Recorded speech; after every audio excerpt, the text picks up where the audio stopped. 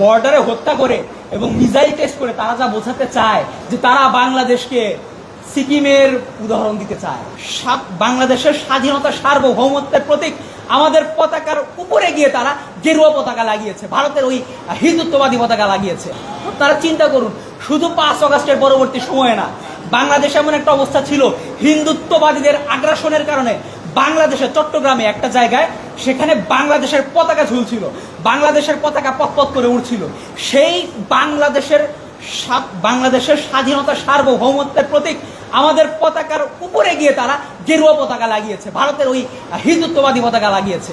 তো সেই প্রেক্ষাপটে দাঁড়িয়ে যখন তাদের উস্কানিদাতাকে যখন গ্রেপ্তার করা হলো রাষ্ট্রদ্রোহ মামলায়, সেই জায়গায় বাংলাদেশের একজন আইনজীবী সাইফুল ইসলাম আলিফ ভাই তাকে কুপিয়ে গলা কেটে জবাই করেছে পর্যন্ত। এই ছিল অবস্থা, বাংলাদেশের হিন্দুত্ববাদীরা এই কাজ করেছে। এবং তারপরেও আমরা বাংলাদেশের সাধারণ মুসলমান এবং বাংলাদেশের প্রত্যেকটা রাজনৈতিক দল পর্যন্ত এই ঐক্যমতে এসেছিল যে বাংলাদেশের হিন্দু ভাইরা যারা আছেন তাদেরকে আমাদের যে কোনো মূল্যে রক্ষা করতে হবে।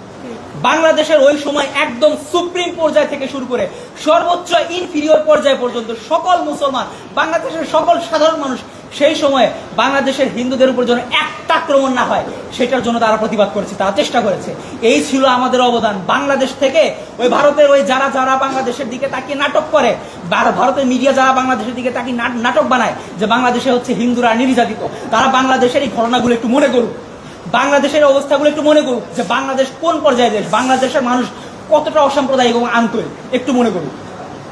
আমার ভাইয়েরা, ঘটনা শুধু এতটুকুর মধ্যে সীমাবদ্ধ না।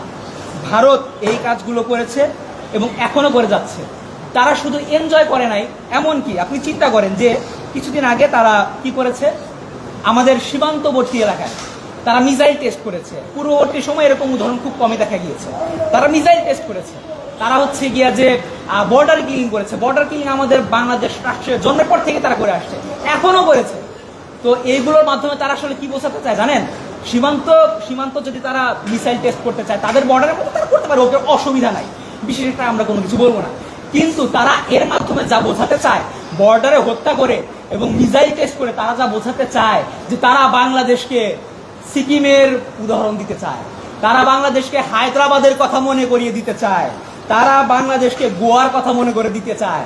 আরে ভাই, তোরা যদি আমাদেরকে এই 3টা দেশের উদাহরণ দিতে চাস, তোরা যদি আমাদেরকে এই 3টা দেশের উদাহরণ আমাদেরকে স্মরণ করিয়ে দিতে চাস এবং মনে করিস আমরা ভয় পাবো, আমরা না তোদেরকে জাস্ট 2টা ঘটনা বলি, রৌমারী আর পদুয়ার ঘটনাটা একটু মনে করিস, আর কিছু লাগবে না।